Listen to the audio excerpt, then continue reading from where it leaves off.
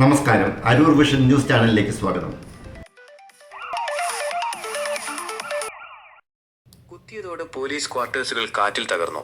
ആളപായമില്ല.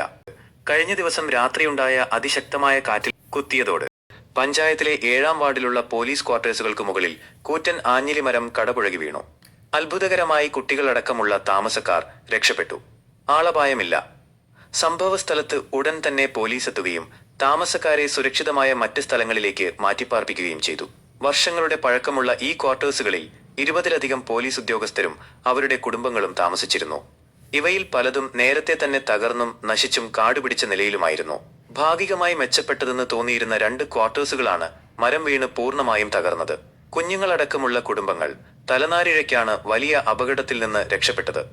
1.5 ഏക്കറോളം സ്ഥലമുണ്ടായിട്ടും ക്വാർട്ടേഴ്സുകൾക്ക് അടിസ്ഥാന സൗകര്യങ്ങൾ തീരെയില്ല. പരിസരം കാടുപിടിച്ച് ഇഴജന്തുക്കളുടെ താവളമായി മാറിയിരിക്കുകയാണ്. ചോർച്ചയും ഭിത്തികളിലെ വിള്ളലുകളും കാരണം ക്വാർട്ടേഴ്സുകളിൽ താമസിക്കുന്നവർ അപകട ഭീഷണിയിലായിരുന്നു.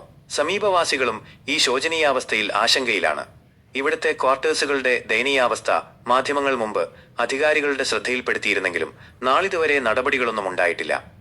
അരൂർ, കുത്തിയതോട്, പട്ടണക്കാട്, പൂച്ചാക്കൽ എന്നീ സ്റ്റേഷനുകളിലെ പോലീസ് ഉദ്യോഗസ്ഥർക്ക് പ്രയോജനകരമാകുന്ന തരത്തിൽ ക്വാർട്ടേഴ്സുകൾ പുനർനിർമ്മിക്കാൻ ബന്ധപ്പെട്ട അധികാരികൾ അടിയന്തര നടപടികൾ സ്വീകരിക്കണമെന്ന് നിർദ്ദേശമുയർന്നിട്ടുണ്ട്.